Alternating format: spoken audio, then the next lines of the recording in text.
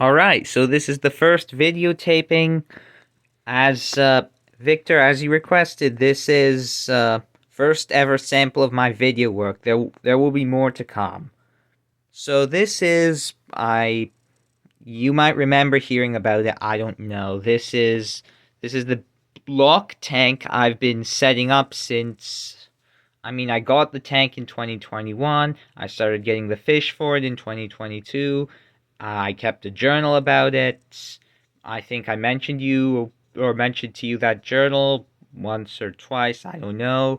Uh, you might remember this. Anyway, if even if you don't, I'll be giving you a rundown of it. So things have changed a lot from my original plans, but some of it has also stayed the same. I've been planning. This has been the longest planned tank I've ever had, so I'm going to go over how I originally started planning it and how it's ended up. So, first of all, how I wanted to start off this tank was, well, in terms of decorations, it's not really a significant difference, but in terms of fish, there have been changes. So, fish that made the cut have been yo-yo locks. I wanted some yo-yo locks. Zebra locks. I wanted some zebra locks. Tiger barbs and pink-tailed chalkias, or whatever the pronunciation is. All of those made the cut because yo-yo locks and zebra locks. I I think I'm totally capable of taking care of those well, but I think if I had them, there wouldn't be enough space, so I'll have them like several decades down the road. I think once everything else has died from old age, and it's time to try something new. Tiger barbs, I think a little too greedy, and I'm not confident in the health of the store bought fish. And pink-tailed chalkies, I think I would need a tank around twice as long, twice as wide as this one. This tank is 473 liters or 125 gallons. I don't believe that is enough for 25, 30 centimeter fish, 10, 12 inches. That is very fast moving when it wants to be. Anyway, the fish that have made the cut here but were not initially planned to were these black coolie locks. I initially had them in a tank a, a different tank, but that tank was not safe for them. They were at risk of getting eaten, so I moved them down here. And there were about 6 of them in that tank, and now there are around 2 dozen in this tank. I first had them I first had black coolie locks in 2018. I think one of them, it's possible one of the 2018 ones has survived nowadays to 2024. And but I have no way of knowing that. In 2021, I had half a dozen. It's possible some of those have survived. Not all of them have survived because you may already know coolie locks shipmates don't always have the greatest health. And then in 2022, I started getting some more until eventually at the end of 2022, I ended up with 2 dozen, give or take, healthy black coolie locks. So they're the most numerous fish in here and most unexpected. They're quite active. Normally, there's always some out. They do quite like to swim around. This is perhaps a little inconveniently for the video, one of their laziest moments, and you'll find out much more of what they can do in the in upcoming feeding etc. videos. But I think this tank is particularly nice for them with all the sand and the logs and caves and fake plants because it looks very natural, and with the very light brown sand, the dark brown or black cooliox have a nice contrast. And the second unexpected fish that did make the cut in here is, unfortunately, I can't see it. Uh, it's a third species of Cooleylock. I'd like to keep it if it's not going to come out today, I'll keep it a surprise until the first feeding video I make for you. And anyway, so that leaves us with the fish that did make the cut from my original plans.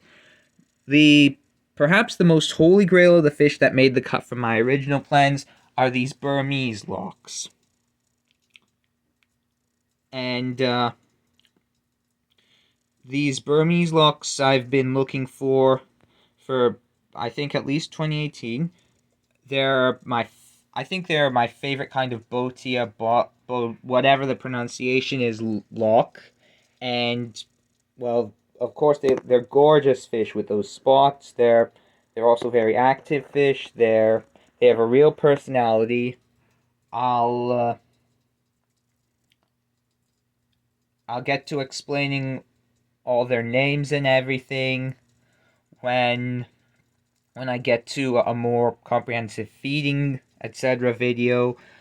But yeah, they're like they're real characters, and I'm very pleased with them. They're also real individuals. I've got half a dozen. Each one is very much its own fish in terms of not just looks. I mean, you can all tell them apart from the spots. Some of them have larger spots. Some of them smaller. But as far as behavior is concerned, these fish are very much all unique individuals. That's going to be covered more in a video that's more than just a basic rundown, like everything. And then of course, following that, I got some, I think 15 striped coolie lochs in here. You may be able to, I mean, they're not the most active fish at all the time.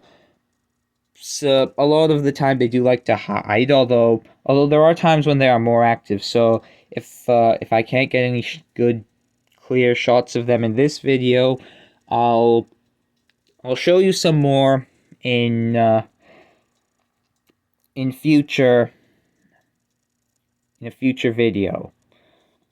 So let's see if I can aha, here we go. If you look closely in the bushes of this fake pink plant, you can see right here that there's one of the striped coolie lochs in there. And like I think about 15 of them. I first had striped coolie lochs in 2018. Those didn't survive because I didn't have an eye for healthy coolie lochs, bought an unhealthy shipment. Tried again in 2022, mostly unhealthy shipment. As far as I know, only 3 of the coolie lochs from that shipment have survived to this day from that shipment. And 2023 tried again, had an eye for healthier ones, got some healthier ones. The ones that were healthy have been, I would say they've been doing appreciably well, which will be covered a little more on later. And now for the 3 weather lochs I've got a wild color one. I've got a one that's light golden. I don't know the name for this variety. It's not like the traditional golden weatherlock, but it's not the wild type either. And I've got a golden one with spots. The trade name for this is sorry, you can't see too. Okay, that should be at least a little better.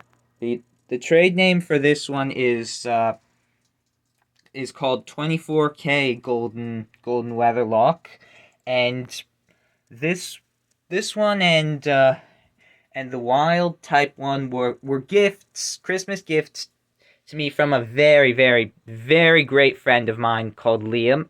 If he gives you, if he gives me if he gives me his permission, you should be able to see him in one of the videos I make in the future. I can't say for sure, but I think he would be happy to greet you over a video. Anyway, so he bought 2 of them, and because we would have gotten 3, but the third variety I wanted was not available. So when it was, that would be the kind of golden one. I actually used the store credit the Christmas gift Weatherlocks had given me to get it, so I didn't have to pay any extra, which I found to be quite nice. And these are also real characters, as you're going to see and hear more about when we do feeding, etc. videos. And now for the only fish that aren't locks in this tank, roseline sharks, as I believe you have these too.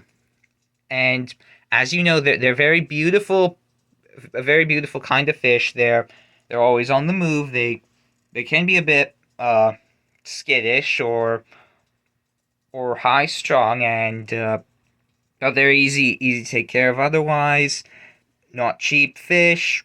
Of course, as I'm sure you know, having bought as many as you did, and I got these in August 2022. The three have died from health issues I couldn't quite place. I think it's because I had started off with 9, but the batch I got them from had bent tails, bent spines, etc. I think maybe not quite the best genetically from overbreeding, which totally wouldn't surprise me. We see that as you know very well in a lot of farm bred etc. fish. Anyway, I hope these ones will not have any problems.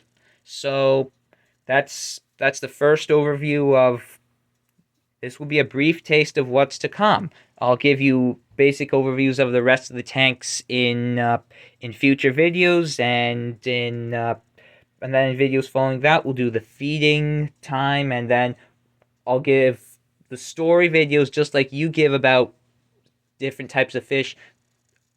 There will come story videos about each species of fish I have. I not only do these fish have stories very much worth telling, you have easily the most high quality stories of whatever species of fish videos I've ever seen, so I think you deserve to see some in return.